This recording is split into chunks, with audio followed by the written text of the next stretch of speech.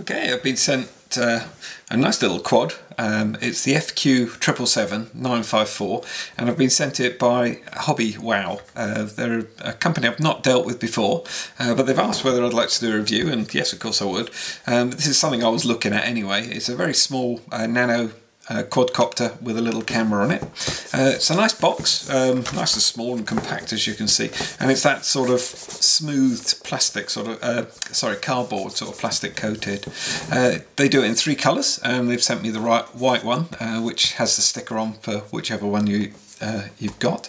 It does have a camera on it, like I say, which is quite amazing, and the way to operate the camera is you're going to need either a phone or a tablet. It works on Apple's or on the Google Play. You can just scan these in and then off we go. So I'm quite looking forward to that. But let's just get on with the unboxing. So it really is a tiny little quad, absolutely minuscule almost, and exactly the same size as the CX10. So it's, yeah, I thought it would be. It is, that's lucky. But obviously just a little bit deeper because it's got that, yes, it is slightly deeper, but not much at all. So it's quite amazing they managed to get a camera into it. Let's just carry on with the unboxing, see what we get for our money. So we've got the USB charger, the standard one, obviously a set of 4 props, and then the instruction manual, and then the standard little TX transmitter. So again, that all looks pretty similar. Got our trim buttons here, and then our control buttons here, and yeah, there's definitely, so you've probably got a rate change and a flip button, but I'll go through those a little bit later on. That'll probably take a couple of AAA batteries in there, so that's good. And then we'll just get that out of the actual box. Okay, and there we are. It's not very heavy actually. I'll get some scales and I'll just pop it next to the CX10 and just sort of see what it's got. So I don't know what the battery life will be like where it's got the extra weight of the camera. It really is a tiny little camera there.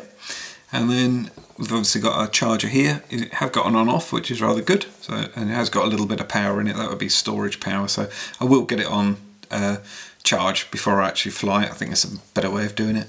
And then it looks like there's a micro SD slot there, card slot there. So I shall give that a go. So that's that bit.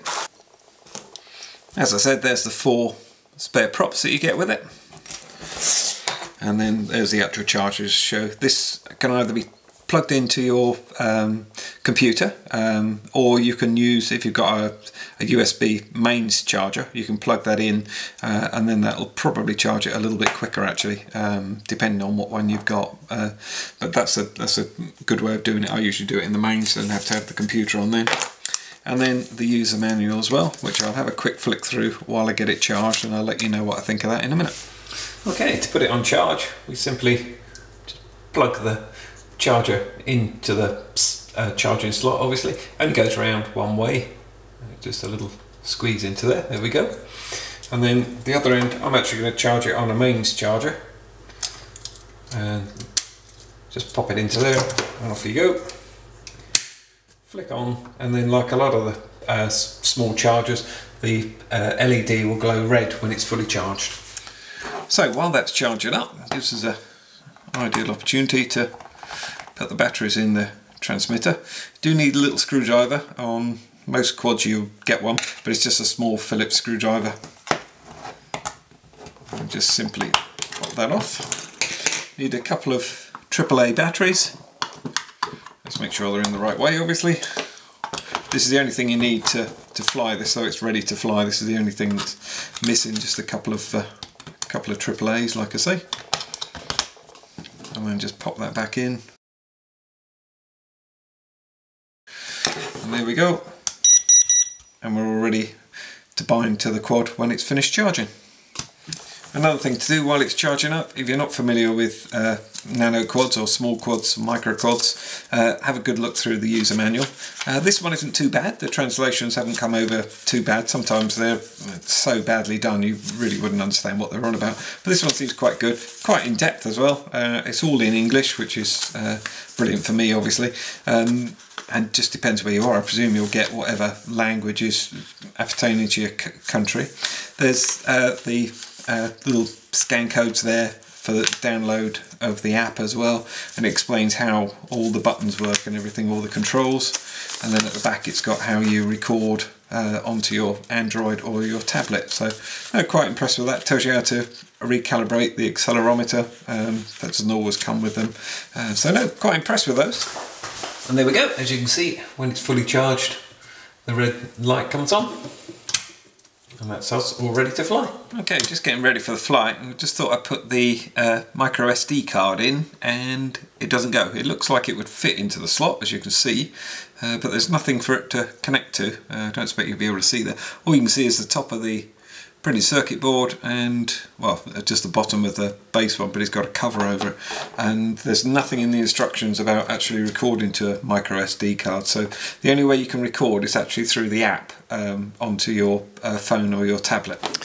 Okay, so we want to use this as a FPV fly, so we need to scan in the QR code. There we go. And then simply open the browser.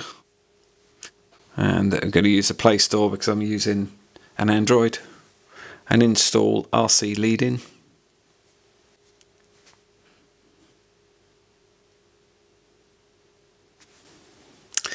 Open, and then it works in this orientation, so it's landscape orientation. Okay, what you must do is on your Wi-Fi settings is you have to change it from your default Wi-Fi and then go on to RC Lead-In and then connect and then run the software, and then you simply press play and that comes up with whatever the quad is seeing. There we go. And then to fly, all you do is just turn on here, and then you've got your throttle control. There we go. It's quite a weird app to use. I've just a tiny little play with it. Not particularly brilliant, I must admit. But I'm so used to using an ordinary transmitter. But it does work. I mean, it does do everything you want it to do. I should take it outside and give it a proper go, or when I'm not got the studio lights around me. You can take still photographs. Simply press that one. As you hear, it takes it. You can activate to record, and then that's recording whatever obviously the FPV's seeing. It's quite clear. I mean, I find it quite good.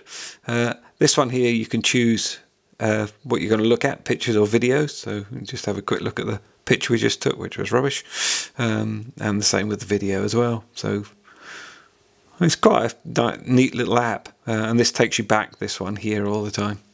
Okay, a couple of other things I've just noticed. You can alter the rate here, so you can start in beginner, intermediate and expert or high rate.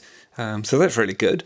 And if you want to invert the video, if you want to make out that you're flying inverted, you can do that. So I'm not too sure why on earth you'd want that, but it's there. And then an interesting one, which I've just found, is actually if you press that, it uses your phone to actually control the pitch and the roll of the quad. You've still got your throttle and the yaw, but the pitch and roll is controlled by this. So you could, if you're really clever, fly one-thumbed, I guess, if you're into that sort of thing. I probably will still carry on using the transmitter, but this is actually great fun to play with.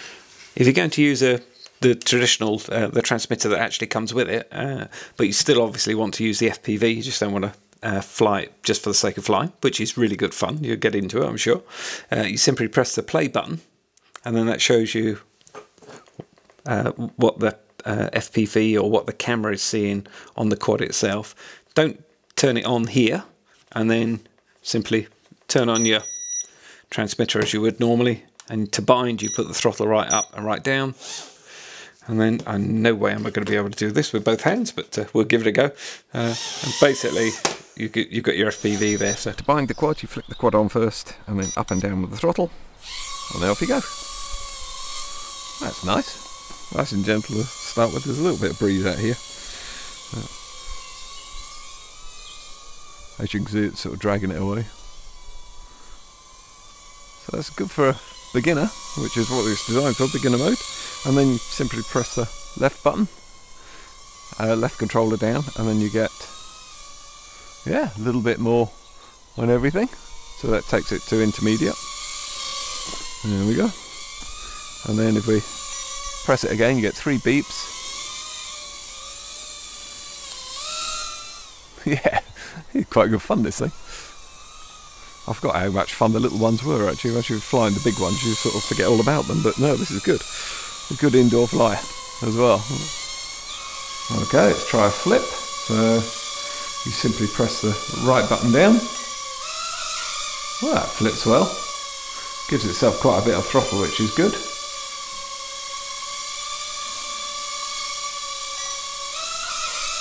But yeah, it works well.